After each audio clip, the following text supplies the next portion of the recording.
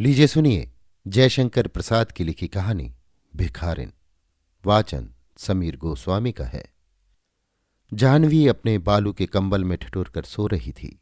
शीत कुहासा बनकर प्रत्यक्ष हो रहा था।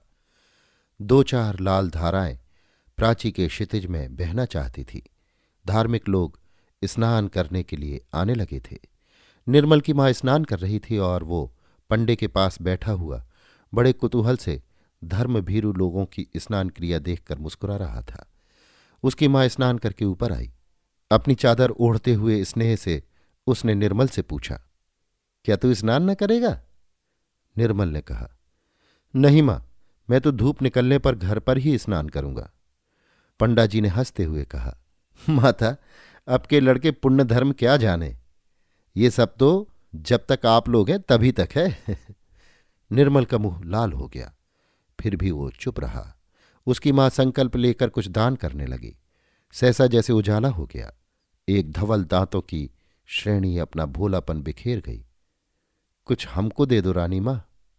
निर्मल ने देखा एक 14 बरस की भिखारिन भीख मांग रही है। पंडा जी झल्लाए, बीच ही में संकल्प अधूरा छोड़कर बोल उठे, चल हट। निर्मल ने कहा, मां कुछ से भी दे दो। माता ने उधर देखा भी नहीं, परंतु निर्मल ने उस जीर्ण मलिन वसन में एक दरिद्र हृदय की हंसी को रोते हुए देखा। उस बालिका की आंखों में एक अधूरी कहानी थी। रूखी लटों में सादी उलझन थी और बरौनियों के अग्रभाग में संकल्प के जल बिंदु लटक रहे थे। करुणा का दान जैसे होने ही वाला था। धर्मपरायण निर्मल की मां स्नान करके निर्मल के साथ चली। भिखारिन को अभी आशा थी, वो भी उन लोगों के साथ चली। निर्मल एक भावुक युवक था। उसने पूछा, तुम भीख क्यों मांगती हो? भिखारिन की पोटली के चावल फटे कपड़े के छिद्र से गिर रहे थे। उन्हें संभालते हुए उसने कहा, बाबूजी, पेट के लिए। निर्मल ने कहा, नौकरी क्यों नहीं करती? मां, इसे अपने यहां रख क्यों नहीं लेती हो? धनिया तो प्राय आती भी नहीं। माता ने गंभीरता से कहा, रख लो। कौन जाती है, कैसी है, जाना न सुना, बस रख लो। निर्मल ने कहा, मां, दरिद्रों की तो एक ही जाति होती है। मां झल्ला उठी और भिखारिन लौट चली। निर्मल ने देखा जैसे उमड़ी हुई मेघमाला बिना बरसे हुए लौट गई। उसका जी कचोट उठा, विवश था, माता के साथ चला गया। सुनेरी निर्धन के धन राम सुनेरी। भैरवी के स्वर पवन में आंदोलन कर रहे थे। धूप गंगा के वक्ष पर उजली होकर नाच रही थी। भिखारिन पत्थर की सीढ़ियों पर सूर्य की ओर मुंह किए गुनगुना रही थी। निर्मल आज अपनी भाभी के संग स्नान करने के लिए आया है। गोद में अपने 4 बरस के भतीजे को लिए वो भी सीढ़ियों से उतरा। भाभी ने पूछा, निर्मल, आज क्या तुम भी पुण्य संचय करोगे? क्यों भाभी, जब तुम इस छोटे से बच्चे को इस सर्दी में नहला देना धर्म समझती हो, तो मैं ही क्यों वंचित रह जाऊं? सहसा निर्मल चौंक उठा। उसने देखा बगल में वही भिखारिन बैठी गुनगुना रही है। निर्मल को देखते ही उसने कहा, बाबूजी, तुम्हारा बच्चा फले फूले, बहू का सुहाग बना रहे, आज तो मुझे कुछ मिले। निर्मल अप्रतिभ हो गया।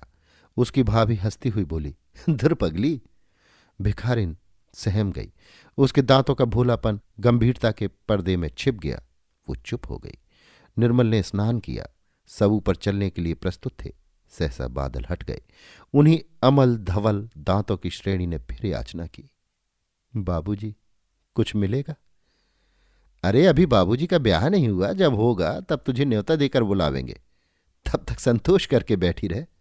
भाभी ने हंसकर कहा, तुम लोग बड़ी निष्ठुर हो भाभी। उस दिन मां से कहा था कि इसे नौकर रख लो, तो वो इसकी जाति पूछने लगी, और आज तुम भी हंसी ही कर रही हो। निर्मल की बात काटते हुए भिखारिन ने कहा, बहू जी, तुम्हें देखकर तो मैं यही जानती हूं कि ब्याह हो गया है। मुझे कुछ न देने के लिए बहाना कर रही हो। मर पगली, बड़ी ढीठ है, भाभी ने कहा। भाभी, उस पर क्रोध ना करो। वो क्या जाने, उसकी दृष्टि में सब अमीर और सुखी लोग विवाहित हैं। जाने दो, घर चलें।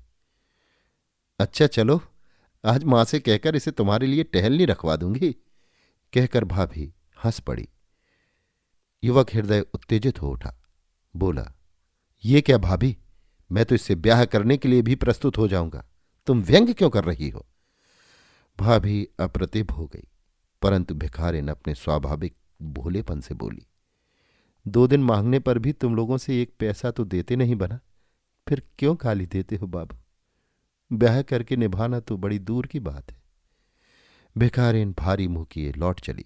बालक रामू अपनी चालाकी में लगा था। मां की जेब से छोटी दुअन्नी अपनी छोटी उंगलियों से उसने निकाल ली और भिखारिन की ओर फेंक कर बोला, लेती जाओ भिखारिन। निर्मल और भाभी को रामू की इस दया पर कुछ प्रसन्नता हुई, पर वे प्रकट न कर सके, क्योंकि भिखारिन ऊपर सीढ़ियों पर चढ़ती हुई गुनगुनाती जा रही थी, सुनेरी निर्धन के धन राम। अभी आप सुन रहे थे जयशंकर प्रसाद की लिखी कहानी भिखारिन। वाचन समीर गोस्वामी का था।